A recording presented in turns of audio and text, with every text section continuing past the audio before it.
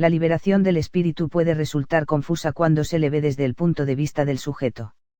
La guía gnóstica está dirigida a guiar a la sangre, y si entre esa guía se interpone el sujeto, éste solo logrará desorientar al espíritu que despierta, lo que se traducirá en una confusión aún mayor. Solo la conciencia autorreferente que brinda la autoiniciación logra discernir, por ser esta un contacto trascendente entre el Virya y el infinito actual, autoiniciación que abrirá una brecha entre el Virya y la gnosis liberadora.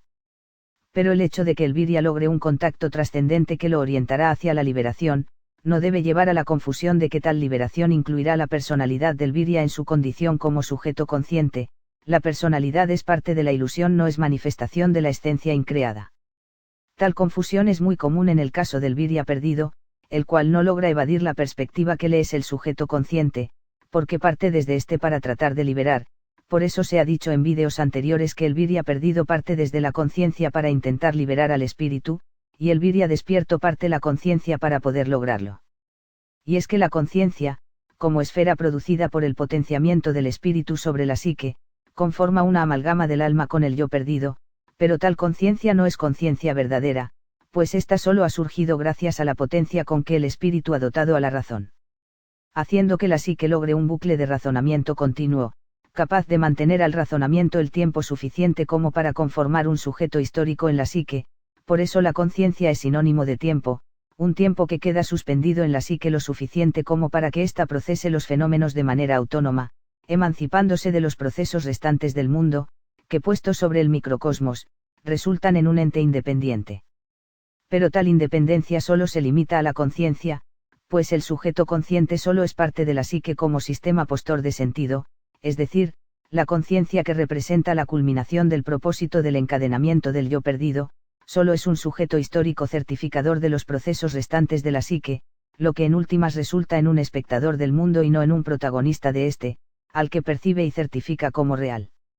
Es el sujeto consciente una máquina que reconoce el mundo que se le presenta, a través de referencias externas ajenas a su alcance, procesos cognitivos que se dan en la psique por la velocidad de un razonamiento continuo que logra retener lo percibido, y plasmarlo en el alma como manifestación energética, es decir, la conciencia es la retención temporal de las vivencias más significativas del sujeto, para poder ser plasmada sobre el alma, enriqueciéndola en experiencias de vida, lo que le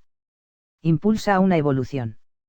En este proceso evolutivo en el que el alma se perfecciona, el espíritu no es tomado como esencia, sino como un simple potenciador de procesos cognitivos con los que el alma se perfecciona. Ello es parte del encadenamiento del yo verdadero, y si se busca liberarle por medio de la utilización del sujeto consciente, solo se estará logrando aprisionarle aún más, pues cuando el Virya no lee los textos gnósticos con la sangre como guía, solo estará adquiriendo un conocimiento que quedará plasmado en su alma como experiencia de vida, y no recuperará la sabiduría que su esencia expone a través de su predisposición gnóstica. Pues la sabiduría no se adquiere como un conocimiento, sino que se recobra como parte de recobrar la existencia, lo que es la verdadera liberación espiritual. Vemos así que la conciencia con la que cuenta el sujeto, es solo una copia de la conciencia genuina, donde esta última lleva tal calificativo, gracias a que no se da como un proceso causa-efecto, estimulado por un fenómeno externo, y procesado para lograr reconocer a tal fenómeno el tiempo suficiente, como para que éste quede plasmado como memoria, en una expresión energética, y pueda mediante ese mismo proceso, demostrar su supuesta existencia. Al dar como existente ese proceso mediante el proceso mismo, el sujeto consciente justifica su existencia, pero ello solo demuestra que tal existencia radica en una paradoja irreductible. Por otro lado, la conciencia verdadera, es autorreferente y acausal, pues para ser consciente, se debe ser consciente como esencia y no como proceso. Esta última conlleva un tiempo dado, y la esencia escapa a toda perspectiva que el tiempo concede en su transcurrir. La conciencia verdadera no es un sistema, sino la más íntima experiencia de autosustentación por parte de la esencia misma. El espíritu, al contrario de lo que se puede llegar a creer, no vive lo que el sujeto consciente vive, es decir, no sufre ni goza, ni ríe, ni llora como lo puede hacer el sujeto, solo brinda potencia a tales procesos que son expresiones del alma. El espíritu no es parte de la personalidad del sujeto, ni participa de su vida cuando los eventos dramáticos que son expresiones del alma se llevan a cabo. Este solo se manifiesta a través y no desde el sujeto consciente, pero solo cuando el sujeto ha sido retirado por la sangre como perspectiva, y se logra así la conducción de una manifestación del espíritu sobre el microcosmos. Mas no se piense con esto que es el espíritu el que ha deseado manifestarse en el mundo para poner un sentido. Su manifestación se lleva a cabo a través de la sangre, pero no con el fin de participar en el mundo como lo hace el sujeto consciente, o bajo la perspectiva que éste representa, es decir, el espíritu no pone sentido en el mundo. Si hay una manifestación de él en lo creado, no es porque él así lo quiera, sino que la esencia increada solo está regresando a su normalidad, y es en tal reversión, que la perspectiva potenciada por el que es el sujeto consciente, está siendo diluida, desmembrada en su constitución como parte de lo creado. Al espíritu no le interesa destruir al sujeto consciente o al mundo creado. Si tal cosa sucede es porque ha sido el mundo creado el que se ha interpuesto entre el espíritu y su origen. El espíritu no es un destructor de mundos porque ese sea su propósito, porque esa sea su finalidad, o porque así lo desee. Tal cosa sigue siendo un punto de vista dado desde lo creado, ello es parte de la perspectiva del sujeto consciente. Si un constructor edifica una casa sobre una zona sísmica, no se espere que el sismo abandone su naturaleza solo para que la casa permanezca en pie. En tal caso ha sido el constructor el que ha equivocado el terreno para hacer su construcción, y no el sismo el que ha actuado contra esa edificación premeditadamente.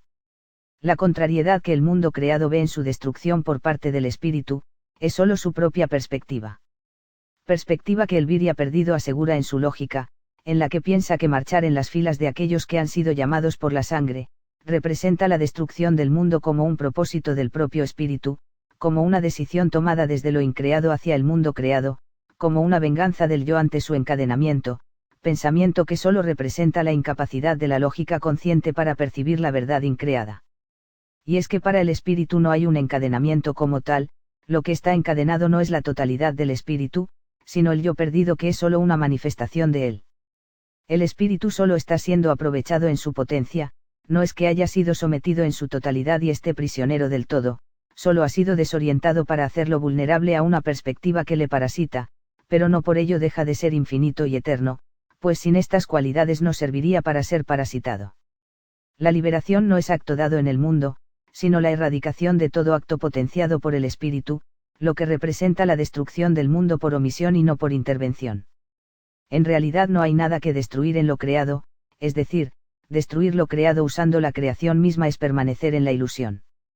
Y por otro lado, como espíritu libre, la destrucción del mundo, como una supuesta intención dada por el propio espíritu, no sería estratégico, pues el mundo ilusorio es susceptible de ser potenciado por el espíritu, sea cual fuere la intención que éste tuviera hacia él.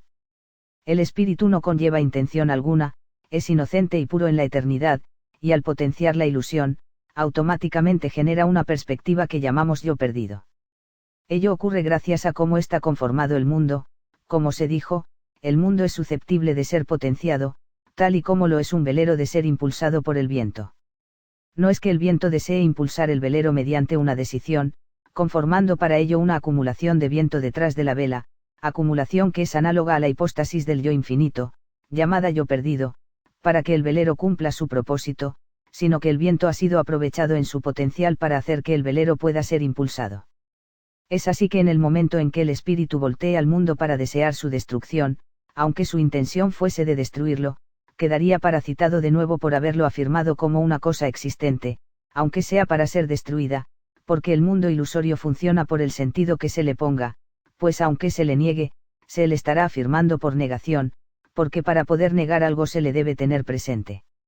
La esencia increada solo debe permanecer inmersa en su propia existencia, afirmándose a sí misma como una mirada gnóstica orientada hacia la eternidad, de lo contrario, su vector de potencia quedará expuesto para ser parasitado por una voluntad ajena, mediante una puesta de sentido. La potencia increada no tiene más propósito que existir, no tiene una carga pues no es energía, la potencia del espíritu es posibilidad pura. Puede notarse con ello, que el mundo es paradoja, atrapa por la perspectiva de serlo. Es el espíritu en su potencia, el que conforma el plano de realización de lo creado, es decir, es la existencia la que en su posibilidad infinita da paso a que algo sea, pero ese algo que es, no sustenta a su vez una posibilidad infinita que escape a su propia condición de ser, y pueda potenciar otro ser fuera de su propia perspectiva. El ser es solo una creación de la existencia, estéril como sustentador de una existencia genuina, y dentro de sus posibilidades no cuenta con la potencia para hacer posible lo que el ser lleva como imposible. Pues ella misma no existe, solo es decir, el ser en su aparición, potenciada por parte de la existencia, no hereda la posibilidad de hacer posible lo que para ella es imposible, y como tal, no tiene potencia infinita y eterna, sino solo la posibilidad de hacer lo que es. Queda así relegado a sus propias posibilidades como algo que ha sido creado. Tal creación de la existencia, es capaz de poder ser estructurada para su posterior reconocimiento de él mismo como un ser, pero tal facultad escapa a sus alcances, porque él mismo no puede ser consciente de sí aunque pueda ser estructurado y potenciado por una existencia con el fin de serlo, simplemente porque no tiene la suficiente potencia para lograrlo. Para ello es necesario echar mano una vez más de la existencia, hacer posible lo que el ser conlleva como imposible.